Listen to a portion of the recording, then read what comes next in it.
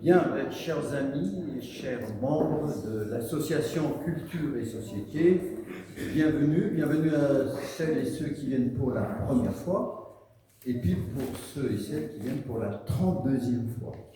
Voilà, bienvenue à chacun et merci pour votre présence. Alors c'est avec plaisir que nous accueillons pour la première fois, peut-être pas la dernière, mais on va voir, Monsieur Hervé Jactel, qui est directeur de recherche hors classe à l'INRAE, dans l'UMR Biogéco. Vous connaissez maintenant ce qu'est Biogéco. Bon, je ne vais pas faire une interro, donc biodiversité, gènes et communauté. Voilà. Donc UMR pour unité mixte de recherche à Bordeaux, Nouvelle-Aquitaine, et exactement à Cestas-Pierrotto. Alors, merci infiniment, cher Hervé, d'avoir accepté notre invitation pour venir nous parler de la processionnaire du pain, véritable fléau. Alors, entomologiste de formation, tu obtins ton diplôme d'ingénieur agronome de l'INAPG en 1983, l'INAPG qui est devenu donc Paris Agro-Paris-Tech. Voilà. Alors en 91, tu soutiens ton doctorat à l'université d'Orléans et suite, eh bien, tu as réussi au concours de chercheur.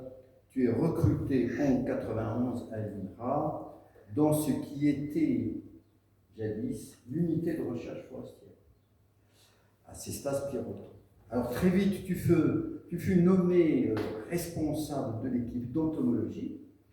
De cette petite équipe, tu en fis une des plus dynamiques du site de recherche Forêt-Bois.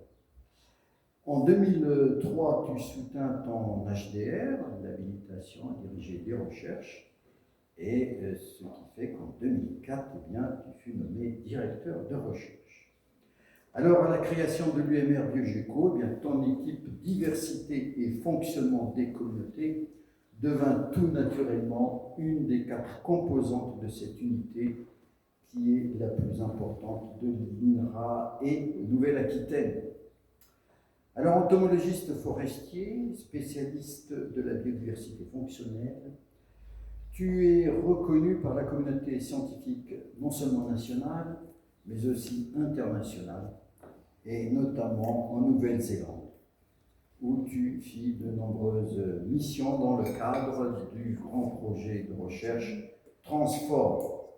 Coordinateur de la Task Force Contribution of Biodiversity to Ecosystem Services in Management Forest, de l'IUFRO, une instance internationale qui s'occupe des forêts dans le monde. Tu es aussi coordinateur adjoint du groupe de recherche Forest Entomology de l'IUFRO. Et puis tu es expert de l'Agence nationale de la sécurité sanitaire, de l'alimentation et de l'environnement et du travail. Alors, membre du comité d'experts sur les risques biologiques pour la santé des végétaux, tu es aussi membre du conseil scientifique du GIP Ecofor et tu es aussi membre élu à l'Académie d'agriculture depuis 2016 dans la section forêt et filière bois. Alors, tout chercheur se doit de publier. Et tu es donc un de ceux qui publie le plus, 234 à 300 articles publiés dans des revues à comité de lecture. Et tu es aussi éditeur invité pour les journaux suivants: Forest Ecology and Management, Forestry and Biodiversity and Conservation. Alors nous avons donc hâte de t'entendre nous parler de cette espèce de lépidoptère de la famille des Notodontidae, véritable fléau, vous avez compris, je n'ai pas fait de latin, véritable fléau de nos forêts, et notamment nos forêts landaises. Alors merci cher Hervé, et on applaudit donc notre invité.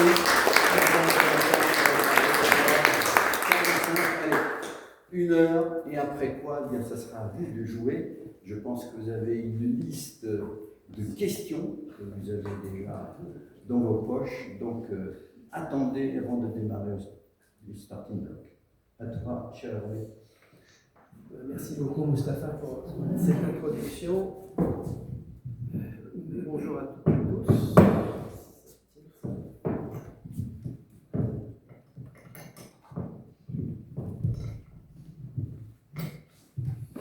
Vous m'entendez? Ça va?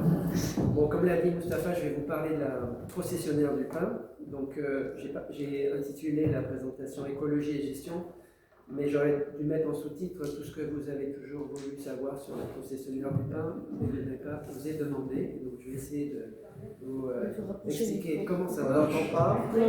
Et là, c'est mieux. Encore plus près. Allez, carrément, voilà. Et là, ça va? Donc, je vais essayer de vous expliquer un peu la biologie de l'insecte, son écologie. Donc, l'écologie, en fait, c'est les interactions avec les arbres. Et puis, dans un deuxième temps, je vous parlerai aussi de ces moyens de gestion, de contrôle, de lutte, en fait. Parce que, comme vous le savez, c'est un insecte qui est un petit peu embêtant, donc on veut s'en protéger. Alors, si ça passe, ça passe pas. C'est figé.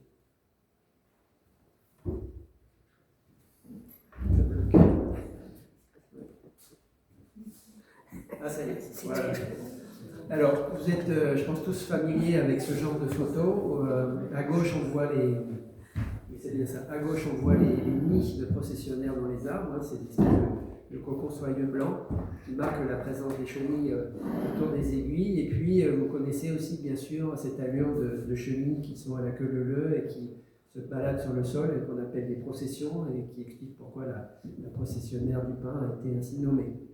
Donc c'est un insecte qui attaque les arbres, bien sûr, mais c'est aussi un insecte qui est connu depuis longtemps, comme depuis, vous voyez, Théophraste de Hérésos, donc ce poète du grec qui explique à l'époque, il y a 300 ans avant Jésus-Christ, que eh bien, les hommes souffrent de piqûres et d'urtications par ces chenilles qui sortent des pins. D'ailleurs, à l'époque, ils considéraient que ces chenilles, c'était des reptiles. Ils pensaient que c'était des petits serpents.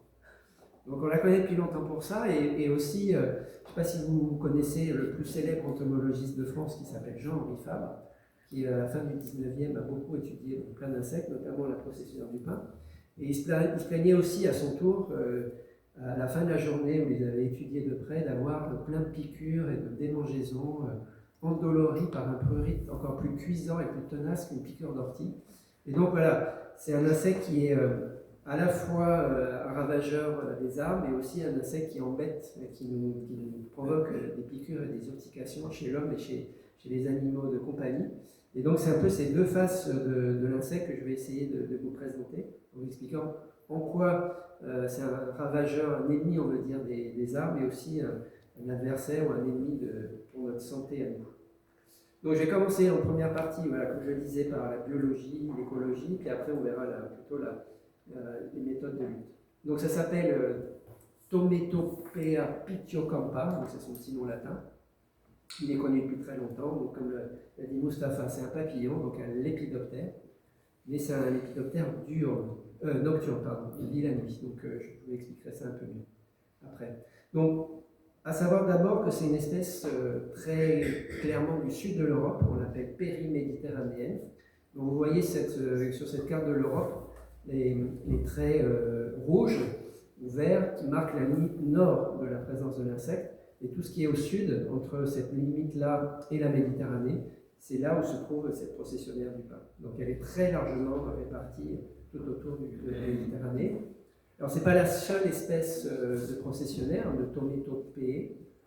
Il y en a pas mal d'autres espèces. Et en France, il y en a une autre, c'est la processionnaire du chêne. Donc si je suis gentil et que tu me réinvites, je vous expliquerai comment fonctionne la processionnaire du chêne, mais il n'y en a pas beaucoup ici en France. C'est plutôt une espèce du nord de la France. Donc voilà, plein d'espèces du genre. Et puis un cycle biologique sur lequel je vais revenir étape par étape pour vous expliquer comment fonctionne l'insecte. Mais en gros, c'est un cycle qui dure une année entière et qui est une succession de stades. Donc chez les insectes, on appelle ça des stades d'œufs, puis des stades larvaires, puis des stades de chrysalides, et puis après des stades adultes. Donc je vais prendre le temps d'expliquer étape par étape comment fonctionne, quelle est la biologie de cet insecte. Alors je vais commencer d'abord par les adultes, les papillons, qui sont responsables de la ponte sur les arbres et donc de l'attaque, le choix des arbres. Et sur cette image, vous voyez à gauche grandi le papillon. Donc c'est un papillon que vous ne voyez jamais parce qu'il ne vit que la nuit. À moins d'avoir un piège et de le voir coller sur la surface du piège, vous ne l'aurez jamais vu. Mais voilà, c'est quand même lui qui est responsable de tous nos malheurs. Et si vous regardez à droite, je vous ai présenté une image du mâle et de la femelle. Et vous remarquerez que la femelle est un peu plus grosse et surtout que le mâle a des antennes un peu différentes, qui sont des antennes plumeuses. Alors ces antennes plumeuses, elles sont ramifiées comme un peigne. Et en fait, ça sert à quoi? Ça sert à pas sentir, puisque nous on sent avec notre nez, mais à détecter, on va dire, des molécules qui sont en fait émises par la femelle. On appelle ça des phéromones. Donc la femelle émet des phéromones sexuels qui permettent le rapprochement entre le mâle et la femelle, l'accouplement et ensuite la ponte. Et donc cette phéromone sexuelle, on l'a isolée dans les années 80, enfin c'est des collègues espagnols, et on l'a identifiée, et maintenant on sait la synthétiser. Donc alors je vous passe sur le nom de la molécule, mais en gros c'est une molécule qui n'est pas très compliquée à synthétiser, qu'on synthétise depuis maintenant voilà, une quarantaine d'années, et qui nous est fort utile pour faire des pièges, pour attirer l'insecte et savoir où est l'insecte, et aussi quels sont les niveaux de population, savoir si localement il y a un peu, beaucoup d'insectes qui menacent les arbres, voire la santé des hommes. Et donc on a développé des pièges avec cette phéromone de synthèse qui nous permet d'attirer et de capturer ces papillons. Alors une fois que la femelle a attiré le mâle et qu'ils se sont accouplés, ça se passe en général au petit matin, la femelle aussitôt cherche un arbre pour pondre. Donc elle va être attirée par la silhouette d'un arbre, d'un pin, je vous expliquerai après pourquoi, et elle va essayer de pondre, et pour pondre, elle va s'attacher à un faisceau d'aiguilles. Alors le pin maritime, vous voyez, c'est un faisceau, il y a 2 aiguilles, et donc avec ses pattes, avec ses tarses, ces griffes qui sont au bout des pattes, elle va tourner autour des aiguilles et elle va positionner ses œufs sous une forme de spirale que vous voyez là sur la figure à gauche. Et donc elle va pondre entre 20, 30, 40, 50 œufs en spirale, et pour les protéger, elle va déposer les écailles qui recouvrent ses ailes. Donc je ne sais pas si vous savez, les papillons, ils ont des ailes membraneuses et qui sont couvertes d'écailles, et ce sont ces écailles qui donnent la belle couleur des ailes de papillon. Bon, la processionnaire, comme vous voyez, elle n'est pas forcément super jolie, elle n'a pas besoin d'être jolie, elle est nocturne, mais malgré tout, elle a quand même des écailles qui couvrent ses ailes et qui la protègent. Et avec ces écailles, la femelle va recouvrir les œufs pour les protéger. Alors les protéger du froid, mais aussi la protéger des attaques d'autres insectes qu'on appelle des parasitoïdes, des petites guêpes qui pondent dans les œufs de la processionnaire pour les parasiter et se développer à ses dépens. Donc c'est une sorte de protection, un soin qu'accorde la femelle à sa ponte. Alors on s'est beaucoup demandé comment la femelle, le processionnaire du pin, choisissait les arbres où elle devait pondre. C'est super important pour la gestion des arbres et la protection des forêts, puisque si on sait quels arbres vont être attaqués, on peut mieux les surveiller, on peut mieux les défendre.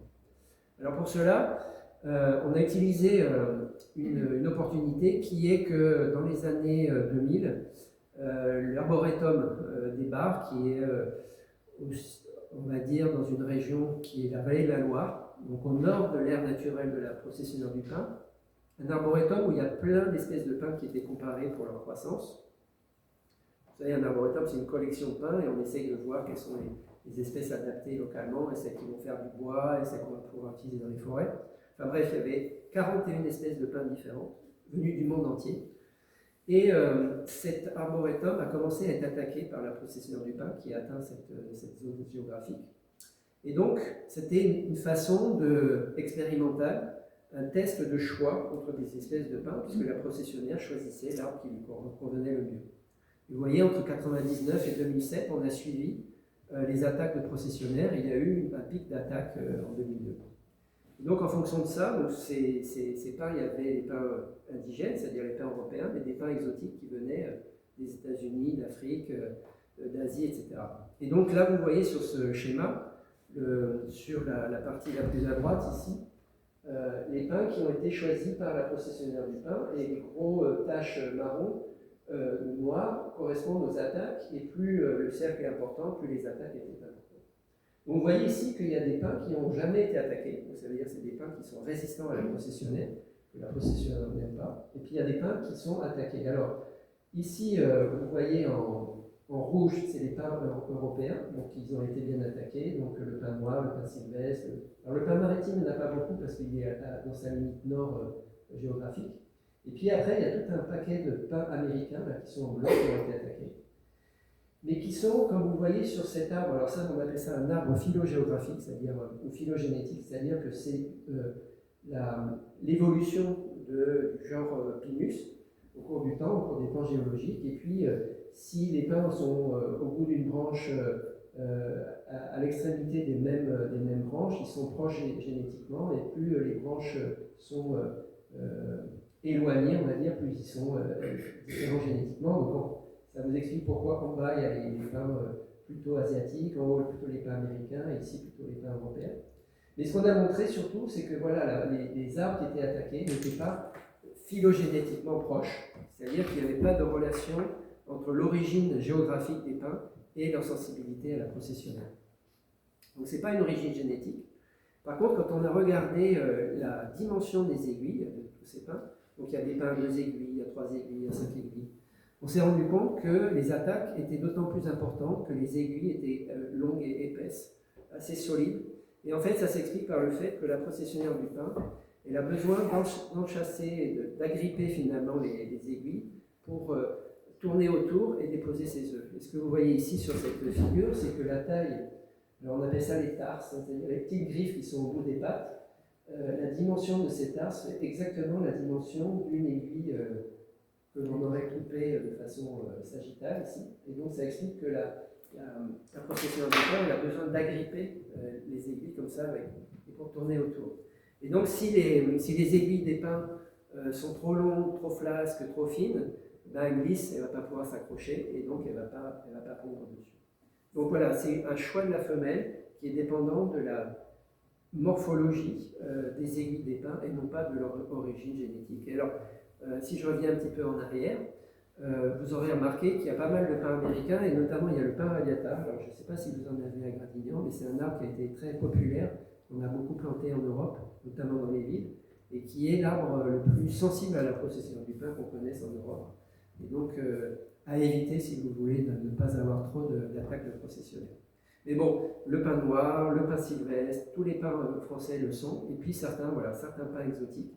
Et donc, s'il y a une velléité ou un intérêt à introduire ces pins, sachez que voilà, il y a un risque si les aiguilles sont assez épaisses, donc pour que la processionnaire puisse prendre dessus. Alors, la pente, j'ai oublié de le dire, mais la processionnaire, les papillons processionnaires, ils émergent au début de l'été, donc le pic de vol, c'est autour du 14 juillet.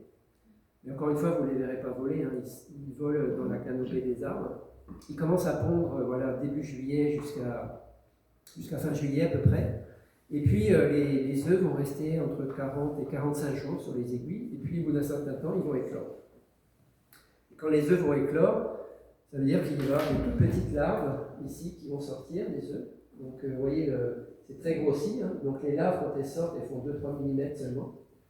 On les reconnaît avec leur tête noire et puis le reste un peu jaune. Et ensuite, la processionnaire va passer par 5 stades larvaires. Donc 1, 2, 3, 4, 5.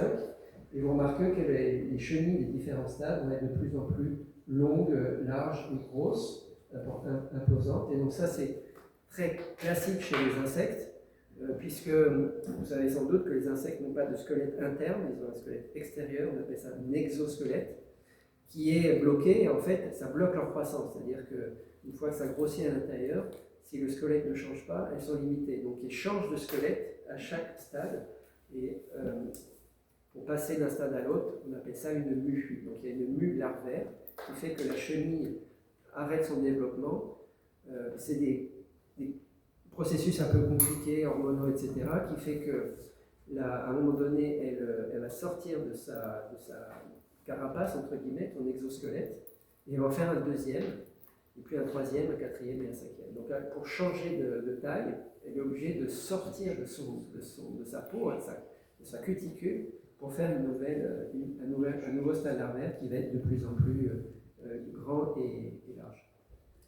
Et c'est là où commencent à apparaître ces nids d'hiver tissés par les larves.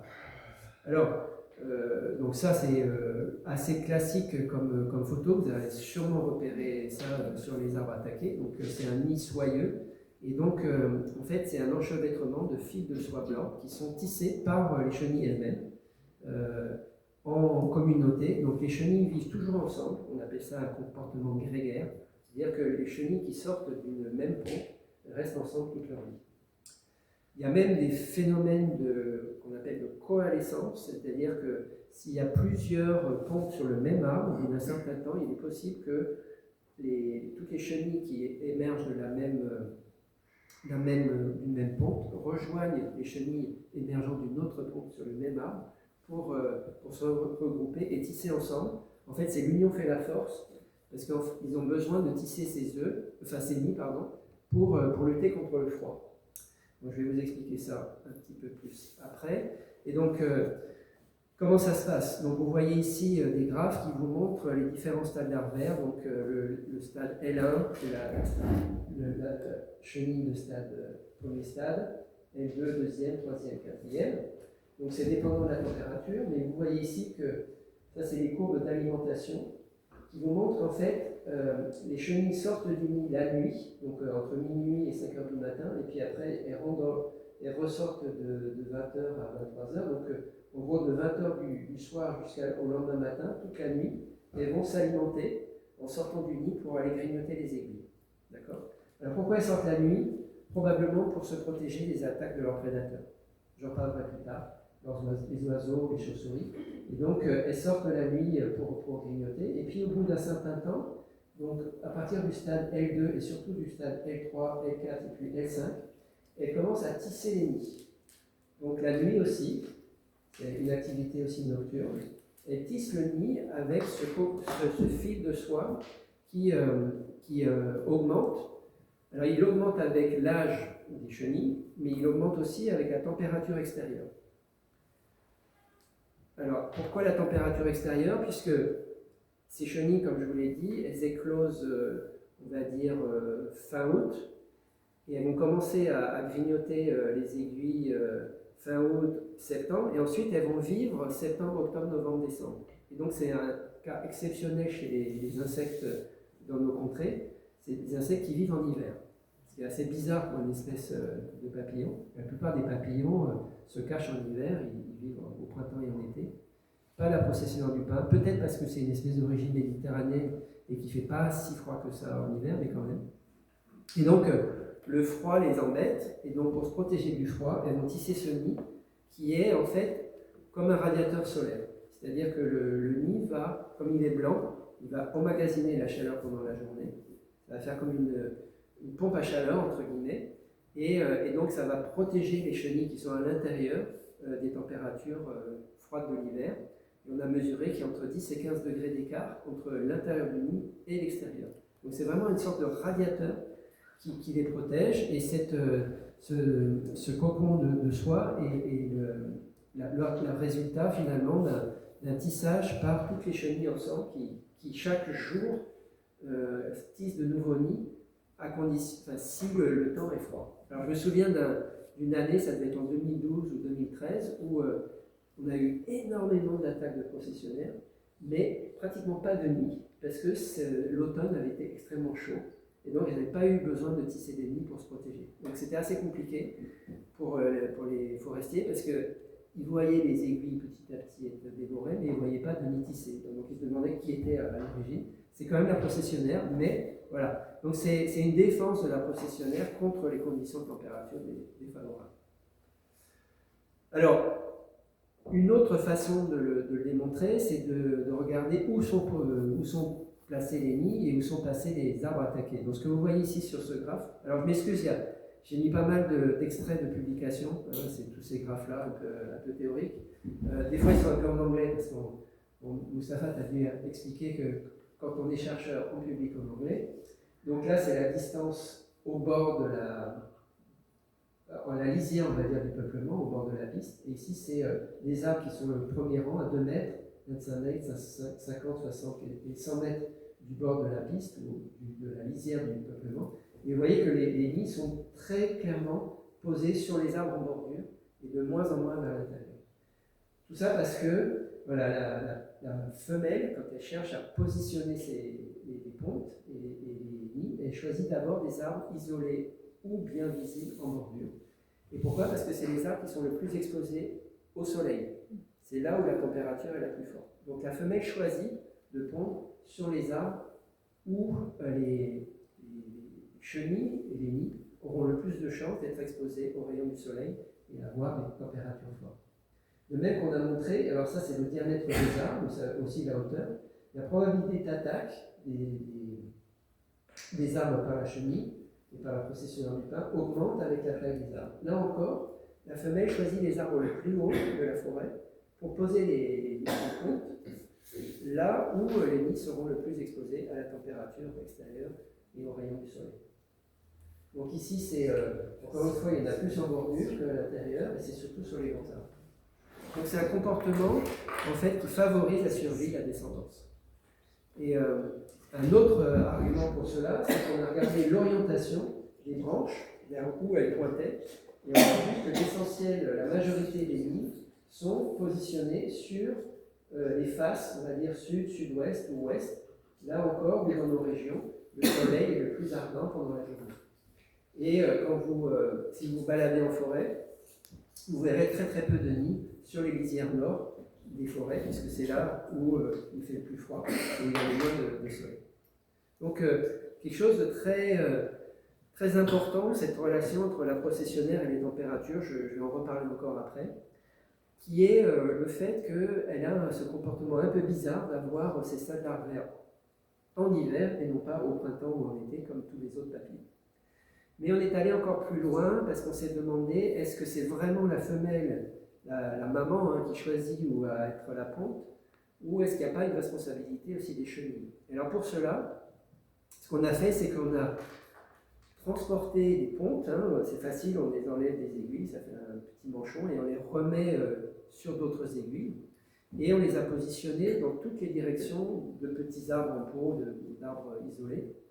Et ce qu'on a vu ici, c'est que les premières chenilles, ici, ont tendance à commencer à bouger vers le sud. Et en fait, le nid n'est pas permanent. C'est-à-dire qu'en fait, les chenilles elles commencent à tisser ici, le premier stade.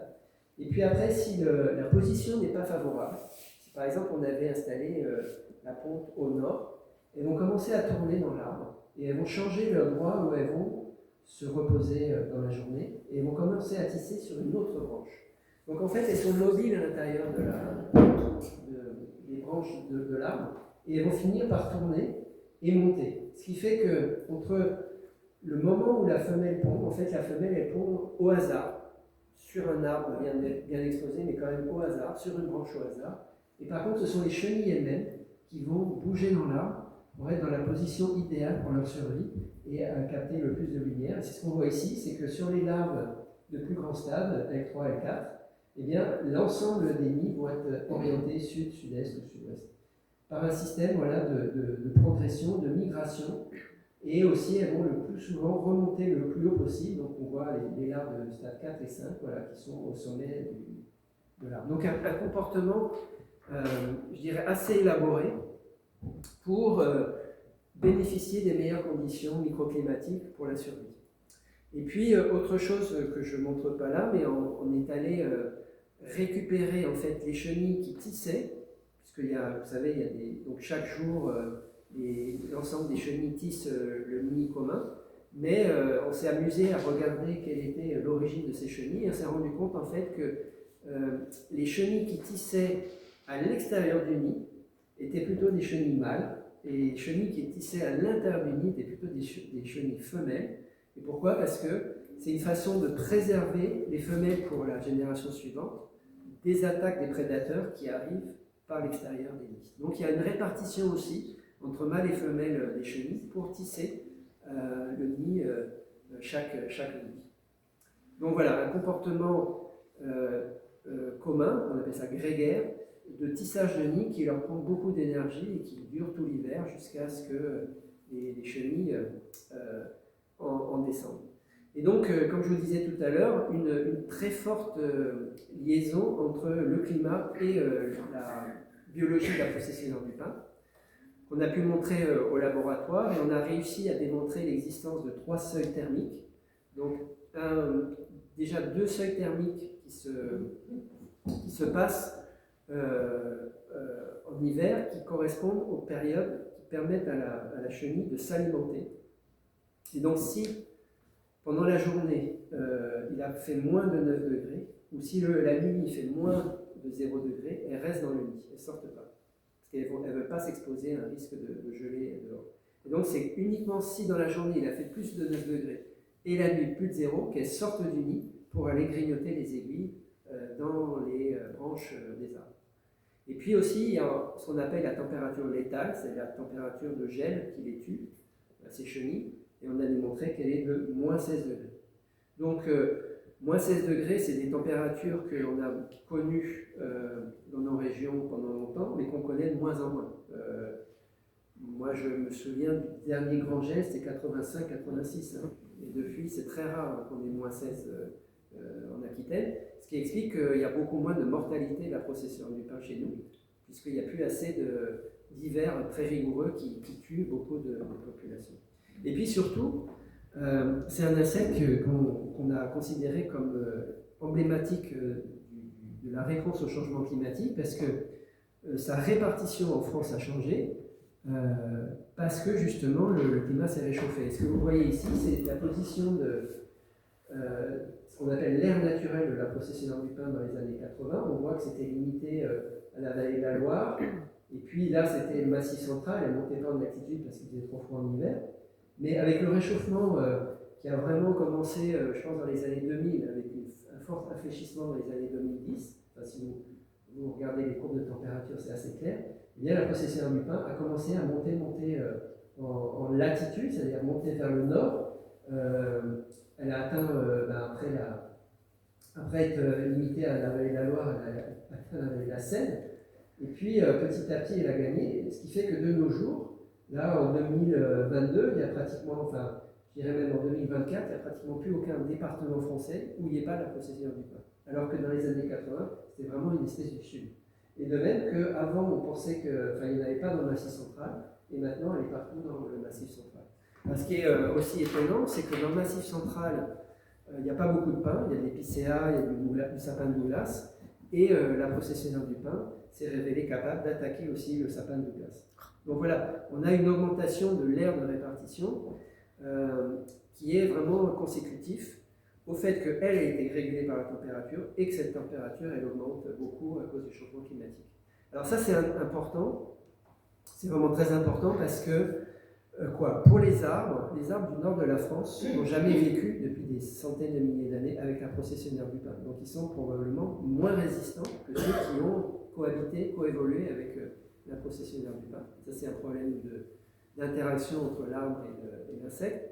De même que ce qu'on appelle les ennemis naturels, dont je parlerai tout à l'heure, les oiseaux, les insectes, etc., ils n'ont pas forcément migré aussi vite que la processionnaire du pain, donc elles se retrouvent moins régulées par ces ennemis naturels. Et puis, on en parlera tout à l'heure, les hommes aussi sont moins habitués. Nos concitoyens de Bretagne, de Normandie, etc., du Nord, ils ne sont pas forcément habitués, ils n'ont jamais vu un nid processionnaire du pain, les chiens, les chats non plus, et donc ils sont probablement plus exposés au risque d'urtication. Mais j'en reparlerai un peu tout à l'heure.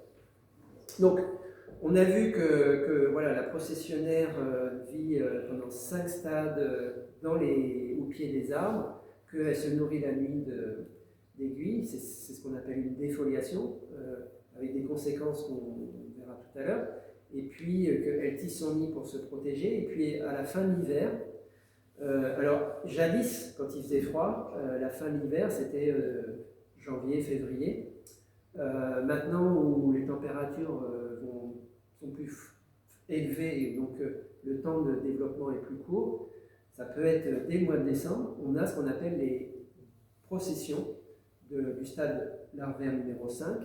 Et donc c'est une espèce de réflexe que l'on ne sait pas déterminer, on ne sait pas pourquoi elle décide que c'est fini, mais toujours est-il qu'au stade numéro 5, quand elles ont fini leur développement, elles vont descendre de l'arbre et s'enterrer dans le sol. Et pour cela, elles vont faire une procession, c'est-à-dire qu'elles vont descendre à la queue leu.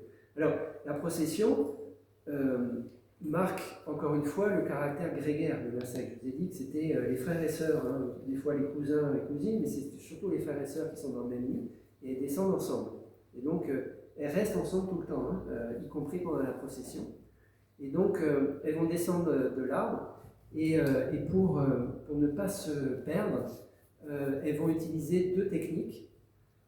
La première technique, c'est de continuer à tisser des fils de soie. Alors, on ne voit pas très bien parce que c'est pas assez sombre, mais ici, vous voyez des fils de soie blanc. Ici aussi. Bon, si vous avez l'occasion de voir une procession descendre d'un arbre, vous repérez. C'est les mêmes fils de soie qui étaient dans le nid qui servent aussi à un peu le fil d'Ariane, c'est-à-dire que si elles se perdent, elles vont revenir le long du fil et vont retrouver leurs frères et sœurs. Et puis, elles ont une deuxième technique qui est de déposer une odeur sur la surface où elles se déplacent. On appelle ça une phéromone de trace. Tout à l'heure, je parlais de la phéromone sexuelle pour l'attraction du mâle et de la femelle. Là, c'est une phéromone de trace. C'est-à-dire c'est une odeur qui permet aux chenilles qui se seraient perdues de retrouver la trace de leurs frères et sœurs qui seraient partis devant. Et qui permet. Alors c'est aussi un peu connu chez les fourmis. Vous vous souvenez, si vous vous souvenez, les fourmis qui font des nids, des fourmilières, elles vont prospecter pour manger, et pour retourner à la fourmilière, elles ont besoin de retrouver leur chemin. Et pour cela, elles utilisent aussi une phéromone de trace. C'est-à-dire que chaque individu dépose des gouttelettes le long du chemin. Et plus il y a d'individus qui passent par le même chemin, plus il y a de gouttelettes, plus l'odeur est forte, et plus c'est facile de le retrouver. Ce qui fait qu'au bout d'un certain temps, c'est que des lignes droites, parce que c'est le chemin le plus court. Donc la processionnaire du pain fait pareil. Elle dépose des petites gouttelettes d'odeur qui permettent que la procession reste bien cohérente et que les chenilles ne se perdent pas. Parce qu'elles vont s'enterrer encore une fois tout ensemble. Alors pour l'anecdote, la chenille qui est en tête, parce que c'est toujours la même qui reste en tête pendant toute la procession, c'est une chenille femelle. Voilà. Donc c'est l'avant-garde, c'est les femelles. Et donc elles se suivent et elles vont creuser ensemble. Donc c'est aussi important. Alors oui, pardon. Avant de creuser, ici ce petit schéma pour vous expliquer qu'elles se dirigent vers la lumière. Donc elles descendent des arbres et elles vont se diriger vers la lumière. Alors là, c'est une expérience qu'on a faite où ici c'est la zone d'ombre et là c'est la zone de lumière et on est allé voir jusqu'où elles allaient. Et donc la majorité des processions sortent de la zone d'ombre pour aller dans la zone de lumière. Et pourquoi elles vont dans la zone de lumière? Parce que c'est la zone où il y a le plus de chances d'être dans un milieu où le sol est favorable à leur survie. Et donc, nous, on a fait des expériences au laboratoire, on a comparé la survie et l'émergence des papillons après la phase dans le sol entre un milieu ouvert, open c'est ouvert, et un milieu forestier. Et ce que vous voyez ici, c'est qu'il y a moins de mortalité, alors là c'est en blanc, il y a plus d'émergence dans les milieux ouverts que dans les milieux forestiers.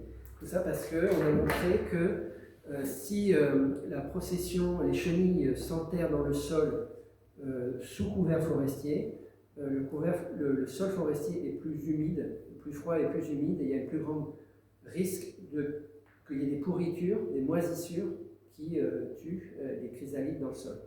Et donc en fait, pourquoi elles processionnent pour sortir de la forêt finalement. Et si vous promenez par exemple sur des pistes cyclables, vous allez voir des processions sur les pistes cyclables parce que les chenilles sortent de la forêt, sortent du bois pour essayer de s'enterrer plutôt dans des zones de prairies, des zones herbacées, où le sol en hiver sera mieux drainé plus chaud, plus sec, où il y aura moins de mortalité liée aux champignons. Et donc c'est ça que je vous montre ici. Donc elles s'enterrent ensemble. Donc si vous regardez un petit peu, si vous avez l'occasion de regarder, la femelle qui au début elle va sortir du bois, elle va cheminer entre 25 et 100 mètres, elle peut faire 100 mètres de long, ça peut prendre plusieurs heures, et elles le font plutôt les jours où il fait beau. Et elles vont chercher un endroit où c'est un milieu donc plutôt ouvert, où le sol est plutôt à nu, c'est-à-dire où la contact avec la terre est plus facile, et elles vont commencer à creuser, mais comme le sol est un peu dur, elles vont creuser ensemble. Donc c'est encore l'intérêt d'être grégaire et d'être toujours en cohésion. Et donc elles vont creuser, et elles vont s'enterrer en remettant la terre par-dessus elles. Elles vont s'enterrer pas très profond, entre 5 et 20 cm dans le sol. Et donc au niveau du sol, une fois qu'elles seront recouvertes par la terre, elles vont se transformer en chrysalide. Donc c'est ce stade-là. Donc ici, donc ça c'est la chrysalide, et en plus de la chrysalide, elles vont tisser un cocon de soie qu'on voit ici entier et que ici on a découpé pour vous montrer. Et ce cocon-là est aussi une façon de se protéger contre l'humidité et contre l'attaque des champignons du sol. Voilà. Arrivé dans le sol, donc on est là à la fin de l'hiver, hein, donc j'ai dit entre décembre et mars. C'est plutôt les beaux jours où on voit les processions, donc ça s'étale. Elles vont rester dans le sol. Alors il y a deux options. Soit elles restent dans le sol jusqu'à l'été d'après. Je disais que les papillons émergent du sol plutôt au mois de juillet. Donc quand j'ai dit qu'elles s'enterraient entre décembre et mars, elles vont rester dans le sol jusqu'au mois de juillet. Et c'est une période qu'on appelle la diapause. Donc, la diapause, c'est une période où le développement est arrêté. C'est-à-dire qu'elles sont au stade chrysalide, et ça ne bouge pas. Elles respirent presque plus, il n'y a plus du tout elles ne se alimentent pas, bien sûr. Et donc c'est une vie au ralenti, comme un peu l'ours qui hiverne en hiver, sauf que l'ours, s'il fait beau, s'il a faim, il peut ressortir, alors que la processionnelle, les insectes, quand ils sont en diapause, ça c'est bloqué. Rien ne se passe, jusqu'au moment où il va ressortir à l'été suivant. Donc ça, c'est ce qu'on appelle la diapause normale, qui dure 6 à 8 mois. Mais il y a un phénomène encore extraordinaire chez la processionnaire du pain, c'est qu'elle est capable de diaposes prolongées, qui peuvent durer jusqu'à 9 ans. C'est-à-dire qu'elle peut rester 1, 2, 3, 4, 5, jusqu'à 9 ans dans le sol, sans bouger, avant de ressortir à l'état de papillon. Et ces diaposes prolongées, c'est une façon, on va dire, d'échapper au risque de mauvaises conditions. C'est des diaposes qui arrivent notamment dans deux cas. Le premier cas, c'est qu'il y a eu une très forte défoliation, c'est-à-dire qu'elles ont mangé beaucoup d'aiguilles, et donc il y a un risque de famine, de manquer de nourriture, si elles ressortent très vite l'année d'après, parce que les pins n'auront pas eu l'occasion de refaire des aiguilles. Donc, après des très fortes défoliations, on voit plus de diaposes prolongées, de sorte qu'au bout de 2-3 ans, si elles ressortent, elles ont une meilleure chance d'avoir à manger, puisque les pins auront repoussé. Donc c'est une façon d'éviter le risque de famine. Et c'est aussi des diaposes que l'on voit plus souvent dans les zones montagneuses, où le risque d'avoir des températures très froides est élevé, et donc elles ont aussi tendance à prolonger leur diapose. Mais il y a encore un truc encore plus intéressant, c'est que les chrysalides qui sont dans le sol n'ont pas toute la même durée de diapause. C'est-à-dire qu'il y a une partie qui va sortir au bout de 6 mois, une partie au bout d'1 an, une partie au bout de 2 ans, une partie au bout de 3 ans. Et ça, c'est très intéressant parce que ça répartit le risque de mortalité. C'est-à-dire qu'au lieu de parier sur une année, une bonne année pour la descendance, eh bien, en gros, elles répartissent les sorties pour être sûr qu'au moins une partie de la descendance sera dans des conditions favorables, à la fois de température et d'alimentation. Donc c'est comme quand on joue à la roulette, on met des jetons sur plusieurs numéros pour être sûr qu'il y en a un qui va sortir. Et donc voilà, elles répartissent le risque en faisant ça. Donc encore une fois, une stratégie que je qualifierais d'assez maligne.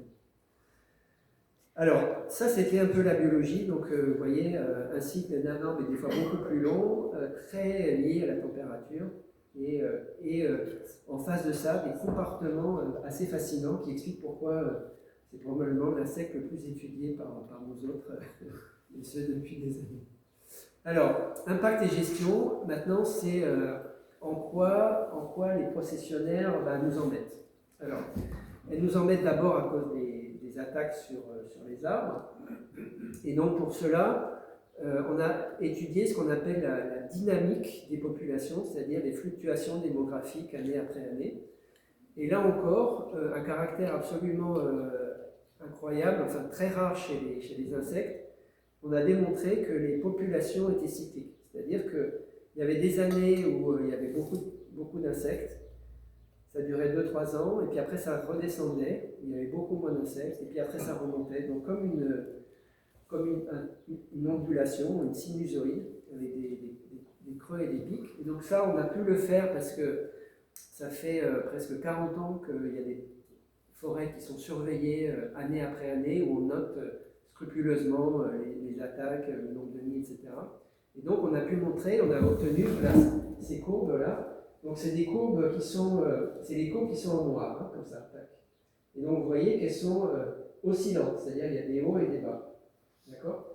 Et donc ces hauts et ces bas, avec des modèles mathématiques, on a pu montrer en fait que ça suit des oscillations régulières. Donc c'est les courbes en pointillés, voilà, qui sont en fait comme une sinusoïde, comme un fin monde, très réguliers. Et donc par exemple, en Aquitaine et dans les Landes, le département des Landes, on a pu montrer qu'on avait en gros une pullulation tous les 7 ans. Donc c'est ce qu'on voit ici, tous les 7 à 9 ans. Et donc c'est extrêmement régulier, en termes en tout cas de fréquence. Hein.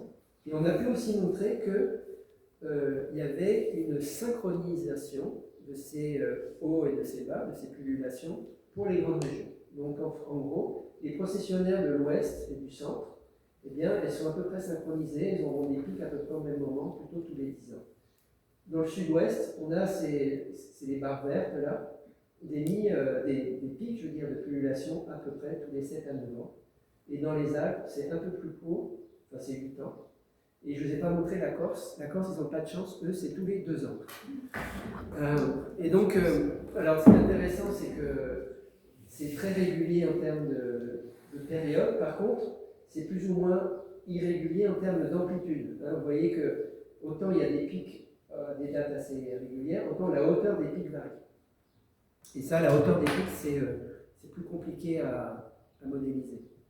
Alors pourquoi c'est régulier ? En fait, il y a 3 explications. La première explication, c'est que, encore une fois, s'il y a une forte pullulation, il y a beaucoup d'arbres qui sont mangés, il n'y a plus beaucoup d'aiguilles qui restent, et donc du coup, il y a un risque de famine. Et donc les populations de l'année d'après le pic de pullulation sont moins bien nourries, et donc elles vont commencer à rentrer en diapause, ce que je vous expliquais tout à l'heure. La deuxième raison, c'était que quand les niveaux de population de la processionnaire augmentent, les populations de leurs prédateurs ou de leurs champignons pathogènes augmentent également. Donc il y a plus de maladies, il y a plus de mortalité dans les nids. Okay ? Donc la population va rechuter. Et troisième raison, que j'expliquais déjà, c'est qu'il y a une rentrée en diapause prolongée qui est de plus en plus fréquente. Donc il y aura de moins en moins d'insectes, parce qu'ils se nourrissent moins bien, ou parce qu'ils sont mangés par les oiseaux ou détruits par les champignons, et ils rentrent dans le sol et ils restent dans le sol. Donc la population décroît. Okay ? Après une forte pullulation. Comment ça remonte ? Eh bien, parce que, comme je vous le disais tout à l'heure, après la période dans le sol, de diapause, il y a une partie des populations qui ressort l'année d'après, ensuite une autre partie 2 ans plus tard, ensuite 3 ans plus tard, ce qui fait qu'au bout de 3-4 ans, tout le monde est ressorti du sol, et donc les populations sont remontées en flèche, et les pins sont à nouveau pleins d'aiguilles, et il y a à nouveau plein de choses à manger, et donc elles peuvent développer leur population. Donc voilà, c'est cette alternance de haut et de bas s'explique par des relations entre la quantité de nourriture et puis le contrôle par les prédateurs ou les champignons pathogènes.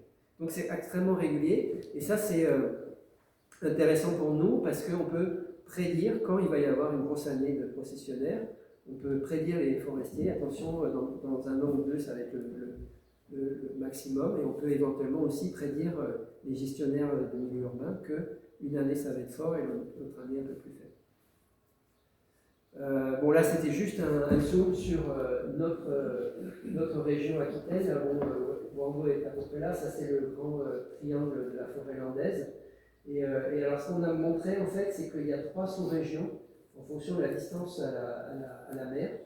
La région verte, jaune et rouge. Et vous voyez que dans ces 3 régions-là, on a une très bonne synchronicité. Donc là, la courbe est très bien. Alors en bleu, c'est le réel, et en orange, c'est ce qui est modélisé mathématiquement. Et vous voyez que c'est vraiment très, très régulier. Donc on est en capacité de vous dire, donc là, on a eu une forte pullulation l'année dernière, donc 2024. Donc c'est en train de descendre. Et donc sachez qu'en 2030, vous aurez à nouveau beaucoup de processionnaires en Aquitaine. Vous pouvez vous préparer. Alors, j'ai beaucoup tourné autour du pot, mais voilà, les attaques de processionnaires se traduisent par consommation d'aiguilles. On appelle ça une défoliation, on enlève des feuilles aux arbres.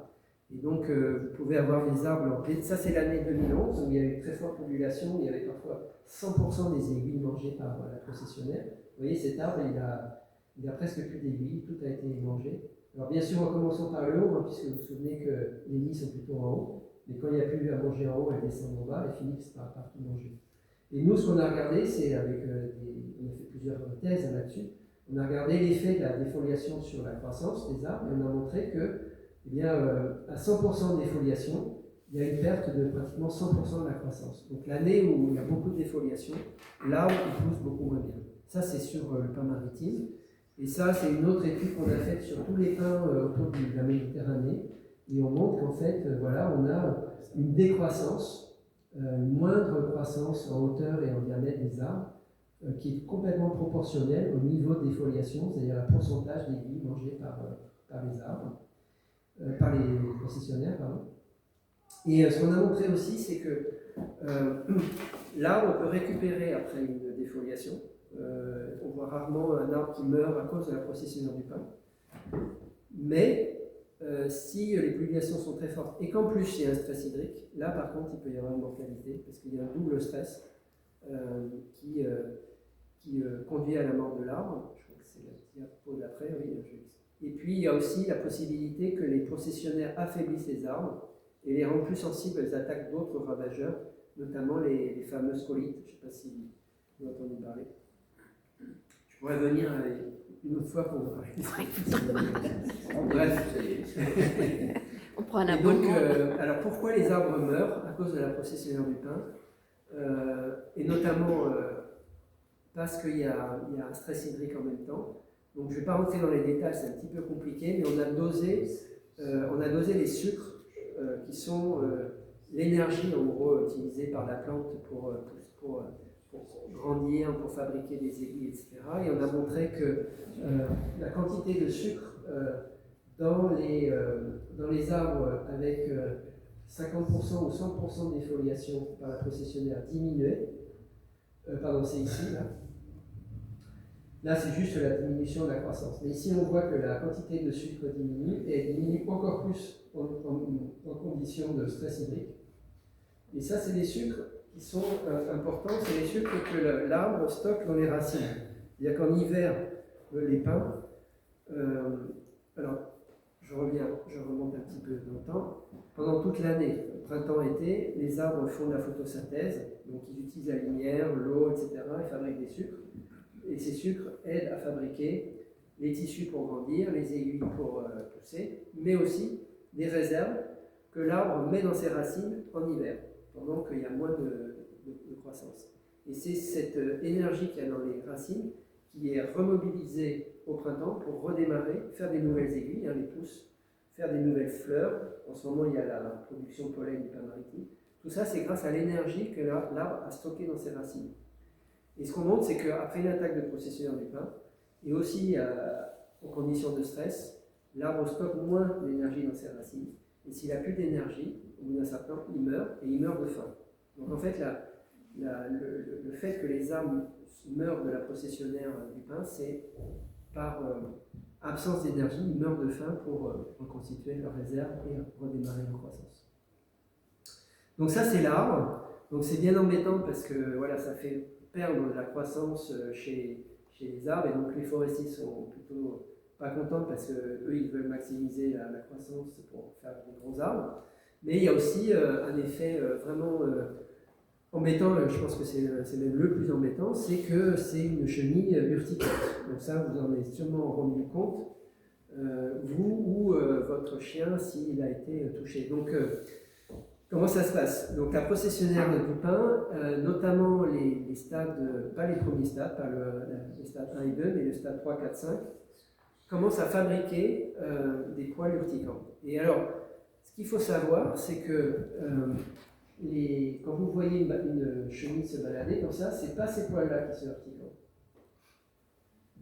En fait, c'est des petits sacs qui sont à la surface de la cuticule de la chenille, qui sont repliés. On appelle ça des miroirs, parce que c'est une forme un peu de miroir qu'on voit là. Et en fait, quand la chenille se sent agressée, notamment parce que vous la gênez ou parce qu'il y a un chien qui aboie et tout, elle ouvre ce petit sac, comme ça, et là, elle projette dans l'air d'autres poils, qu'on appelle des soies, qui sont détachables et qui sont microscopiques que vous ne voyez pas. Donc, petite astuce, quand vous voyez une chenille de papillon avec des poils, ça ne pique pas. Vous pouvez la prendre, c'est pas un problème. Par contre, la procédure du pain, ce n'est pas les poils que vous voyez, c'est les petites soies qui sont éjectées, et il y en a des centaines, de milliers. Donc en fait, vous voyez, quand on ouvre un des miroirs, là, chaque petite soie, là, en fait, c'est comme un petit harpon, vous voyez ici, et qui est projetable. Hein. Et donc en fait, le fait d'ouvrir la petite vésicule, hop, ça projette. Donc ça jette la petite fléchette, et après la petite fléchette, elle est transportée par l'air, et quand elle vous pique, elle s'accroche à vous. Et là, à ce moment-là, deux choses l'une, soit vous ne la sentez pas, rien ne se passe, soit vous la sentez, vous commencez à vous gratter, et là, vous la cassez en deux, et là, en la cassant en deux, vous libérez une toxine, ça s'appelle la tométokéine. C'est horrible, mais elle est méchante, c'est pas possible. Voilà. Donc, deuxième astuce, ne pas vous gratter. Parce que plus vous grattez, plus ça va être grattant. Plus ça va être toxiquant. Okay, donc, ça c'est vraiment important à savoir. Et donc, ne la dérangez pas.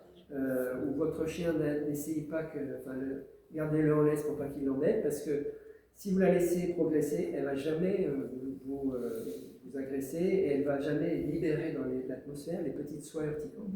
Okay, donc, la meilleure des défenses, c'est de la laisser sortir.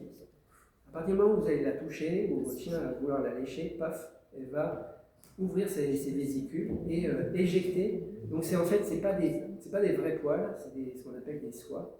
Bon, c'est un peu compliqué au niveau anatomique, mais en gros c'est comme ça, voilà, c'est ce qu'on voit ici. Donc à la différence d'un poil qui est toujours attaché à la peau, au tégument de l'insecte, la soie, elle n'est jamais attachée, elle est juste bloquée un petit peu. Et en ouvrant le miroir, hop, la chenille le libère dans l'atmosphère. Et il y en a des centaines de milliers par chenille. Que vous ne voyez pas, mais qui sont très embêtants. Alors là, c'est la photo horrible. Je vais passer vite, hein, mais en gros, ça crée des urtications. Voilà, on reconnaissait. Alors les gens sont plus ou moins sensibles, sensibles à ces urtications. Le plus dangereux, c'est quand même les dermatites, c'est-à-dire quand les soies arrivent dans l'œil, on ne les voit pas, hein, et donc quand on se gratte, donc, pareil, si vous avez une soie dans l'œil, il faut rincer avec l'équipe physiologique pour aller voir un médecin, parce que ça, c'est un petit peu embêtant. Donc il y a des gens qui sont très allergiques. On a fait des études avec des vétérinaires et puis des médecins. À peu près 5% de la population est vraiment allergique. Ça veut dire quoi? Ça veut dire que la première fois, ça va gratter, mais la deuxième fois, ça va être encore pire, quoi. Ça va augmenter en sensibilité. Et ça peut même se transformer en asthme, en œdème, etc. Et donc, si vous êtes allergique, il faut faire attention. Et puis chez les chiens, les chats, les vaches, etc., ce qui est plus embêtant, c'est qu'eux, ils les mangent, parce qu'ils sont curieux, ils demandent ce que c'est. Et là, il peut y avoir une nécrose de la langue ou de la muqueuse. Donc c'est pareil, il faut aller vite voir le vétérinaire pour qu'il badigeonne, qu'il enlève ça. Beaucoup rincé, mais voilà, c'est vraiment embêtant pour les animaux de compagnie. Il ne faut surtout pas qu'ils essayent de les manger. Donc je sors vite pour pas. pour les cauchemars. Mais bon, voilà, sachez que. Alors, Et encore, je ne vous ai pas parlé de la procédure du chêne qui est 10 fois plus urticante, mais on ne l'a pas chez nous. Alors là, avec donc, Mustapha, tu disais que je travaillais pour l'ANSES, donc l'Agence de sécurité de l'environnement. On a fait une étude pour le ministère de la Santé pour essayer d'identifier les communes les plus exposées au risque de processionnaire du pin. Et pour cela, on a croisé plusieurs informations. D'abord, la présence de l'insecte, avec les pièges, avec l'observation des nids. Ensuite, la présence des arbres sur lesquels on sait qu'elles se développent, donc en gros là où il y a du pin. Et puis aussi, on a pris l'endroit où il y a des populations, où il y a beaucoup de gens dans les villes ou les villages, donc les concentrations de population, et aussi sur des enquêtes de vétérinaires ou de médecins qui avaient notifié des allergies, là où les gens sont plus allergiques. Et il y a plus d'allergies dans le nord que dans le sud, parce que les gens ils sont moins habitués à la procession du pin. Et donc il y a cette carte. Alors cette carte, elle est disponible gratuitement sur le site internet de l'ANSES, et elle vous donne des points rouges, donc les endroits où le risque de maladie, enfin d'urtication ou d'allergie pour la population est la plus forte. Et vous voyez que il y a de plus en plus de points rouges dans le nord de la France, comme je vous ai expliqué tout à l'heure, parce que la chenille remonte avec la température, parce qu'il y a aussi des pins un peu partout, et parce que les populations sont nouvellement exposées et non plus allergiques. Voilà, donc ça c'est juste un point pour avoir une idée du risque. Alors comment on se protège contre le processionnaire du pin? Là encore, je vais passer un peu vite, mais pendant longtemps, on a utilisé des traitements insecticides. Voilà. Alors, il y a eu des insecticides de synthèse qui ont été vite interdits, parce que trop toxiques, et aussi parce qu'il y a une loi qui a interdit l'épandage aérien avec des hélicoptères ou des avions. Mais pour remplacer les insecticides de synthèse, on a identifié un insecticide biologique issu d'une bactérie, Bacillus thuringiensis, ce qu'on appelle aussi le BT. Et donc l'insecticide biologique s'appelle le BT, est très efficace contre les processionnaires du pin. Donc c'est la méthode la plus efficace pour s'en protéger, avec le bémol qu'on a cette interdiction d'épandage aérien en forêt, mais aussi maintenant en ville pour des raisons de sécurité. Et donc il faut traiter par le sol, donc c'est assez coûteux. Donc c'est ce que vous voyez en bas, c'est des espèces de canons qui projettent cet insecticide. Alors pourquoi il est intéressant? C'est parce que c'est une toxine pour les larves, pour les chenilles de processionnaires. Ça marche mieux sur les stades jeunes, donc la L1, la L2. Donc c'est pour ça que vous savez, la cyclicité, pardon, les pièges, etc., nous permettent de dire aux gestionnaires quand il va y avoir l'éclosion des œufs, quand il y aura les jeunes chenilles, à quel moment il faut traiter en gros. Donc ça, on peut vous renseigner là-dessus. Et après, cet insecticide, il est issu d'une bactérie du sol, et donc il est connu comme totalement inoffensif pour les mammifères. Donc on peut être aspergé par les gouttelettes du BT, vous ne serez pas malade. C'est uniquement un insecticide contre les chenilles des papillons. Et puis l'autre chose qui est pratique, c'est que, comme je vous l'ai dit, c'est un des rares papillons dont les chenilles sont en automne et en hiver. Donc on ne va pas avoir d'impact sur la biodiversité, sur les autres papillons, qui eux vivent plutôt au printemps et en été. Donc moi, en tant qu'écologue de profession, j'ai tendance à toujours critiquer l'utilisation des insecticides, mais là pour le coup, celui-là, il est d'origine biologique et on le met en hiver, donc ça va. Vous pouvez y aller, ça marche très bien. Au passage, je vous suggère d'utiliser celui-ci aussi pour la pyrale du buis. Si vous avez du buis chez vous, c'est la méthode la plus efficace. Donc retenez ce nom, BTK, c'est la méthode la plus efficace contre la pyrale du buis également. Donc voilà une façon de se protéger, mais là encore une fois, il faut avoir des gros moyens parce qu'il faut un canon pour l'envoyer soit au pied des arbres, soit à partir du sol. Alors il y a une autre façon de se protéger de la procession du pin, et ça c'est vraiment une des thèmes de recherche les plus importants de mon équipe, c'est en diversifiant les forêts, c'est-à-dire en mélangeant des pins avec des arbres d'autres espèces, notamment des espèces feuillues, du bouleau, du chêne, etc. Et là, on a beaucoup même de résultats qui montrent que les chênes, les bouleaux, etc., protègent les pins de l'attaque de la procédure du pin. Et là, un premier résultat, c'est celui-là, où on a regardé dans des peuplements de pins maritimes dans la forêt des Landes, les attaques de la processionnaire du pin en bordure, mais soit une bordure de pin exposée donc, à la vue de la processionnaire, soit une bordure qui était protégée entre guillemets par une haie de feuillus, donc des chênes, des bouleaux, etc., devant cette bordure. Et ce que vous voyez ici, c'est que derrière la haie de feuillus, il y a beaucoup moins d'attaques qu'en bordure exposée de pin maritime. Donc en fait, ça sert de barrière qui cache les pins maritimes à la vue des femelles quand elles vont vouloir pondre et déposer les œufs et donner ensuite des chenilles. Et donc on a montré encore une fois que si la haie de feuillus est plus petite que les pins derrière, c'est moins efficace que si la haie de feuillus est plus grande. Où là on voit une réduction des attaques beaucoup plus élevée quand la haie de feuillus est aussi grande ou plus grande que celle des pins. Et puis on a un dispositif expérimental, peut-être que Christophe vous le montrera quand vous irez à Cestas, où nous on fait plein de mélanges d'espèces différentes pour regarder le fonctionnement des forêts mélangées par rapport aux monocultures de pins. Et notamment on a fait des mélanges de pins et de bouleaux. Et ce que vous voyez là, c'est qu'on a suivi pendant 5 années les attaques de processionnaires de pins sur ce dispositif. Ici, c'est la quantité de pins dans le mélange. Donc, quand il y a 100% de pins, c'est des peuplements purs. Et ici, c'est des peuplements où il y a 75 pins et 25 bouleaux. Là, c'est ou du chêne. Là, c'est moitié-moitié, là, moitié-moitié. Et donc, vous voyez que plus le peuplement est pur en pin, plus il y a des attaques de processionnaires. Et ce qu'on voit aussi, c'est que dans les mélanges où il y a du bouleau, ici, en vert foncé, donc c'est présence de bouleau, et en vert clair, c'est absence de bouleau, on a une très forte diminution. Et donc on montre en fait que le bouleau protège le pin contre les attaques de processionnaires. Et cela, pour une autre raison que juste le masquage visuel, hein, ils ne sont pas que cachés visuellement, c'est que le bouleau, il émet des odeurs. Et notamment, on a identifié cette odeur, c'est le méthylsalicylate. Et cette odeur, en fait, elle est répulsive contre la procession du pin.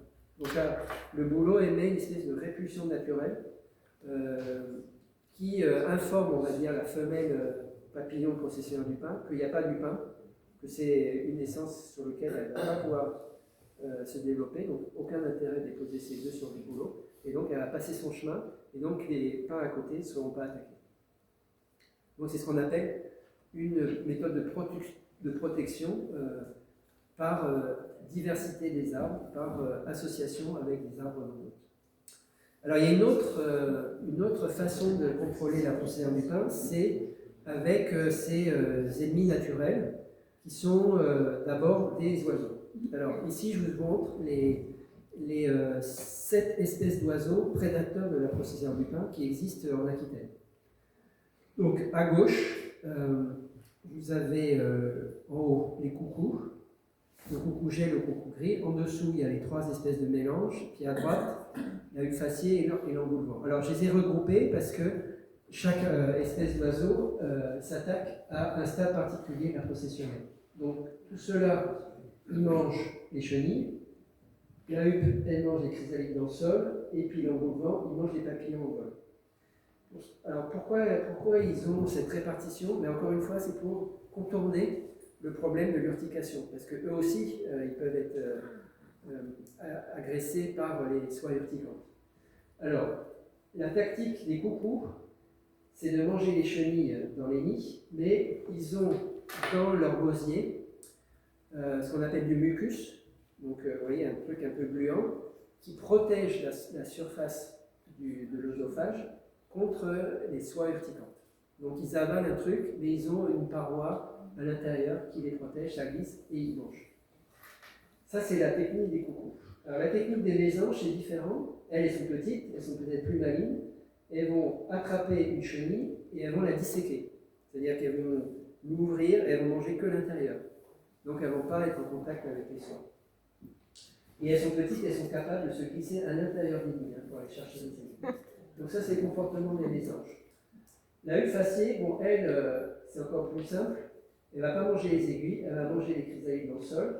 Elle va déterrer avec son bec courbé la chrysalide qui est dans le sol. Elle va ouvrir le cocon et elle va manger la chrysalide où il n'y a pas de soie urticante. Donc elle va avaler la chrysalide sans problème.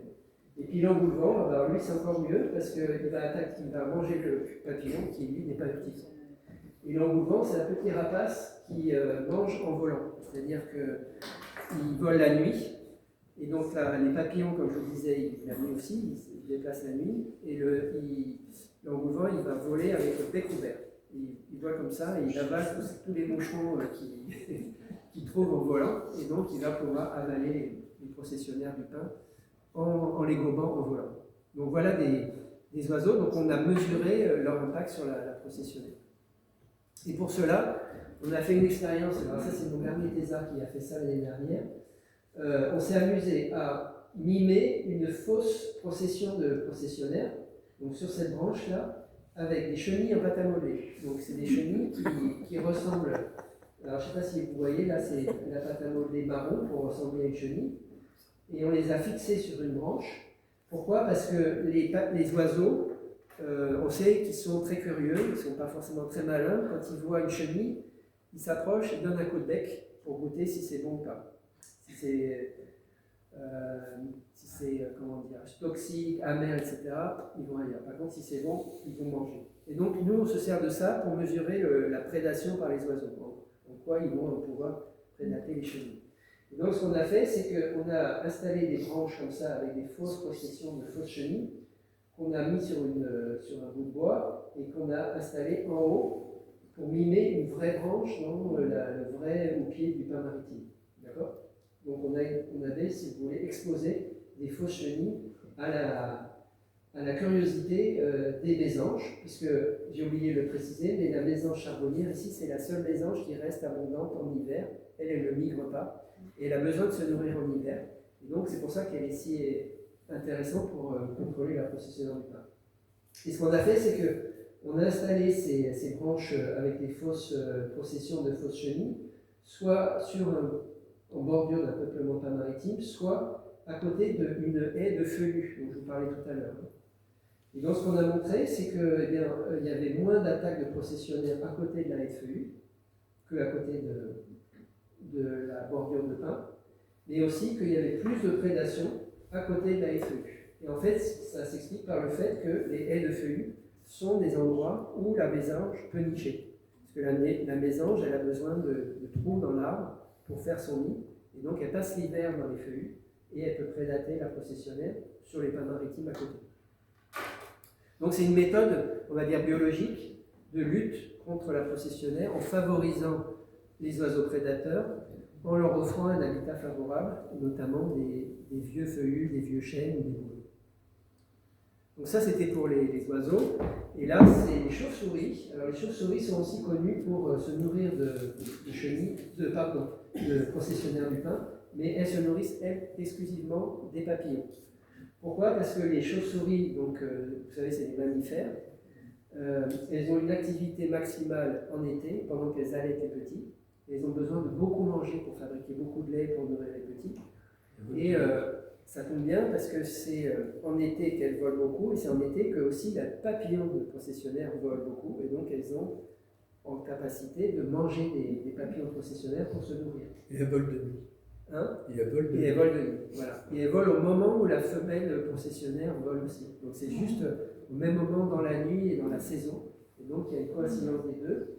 Et donc nous, on a équipé des bordures de pin avec des enregistreurs de microsons pour écouter, parce que les chauves-souris communiquent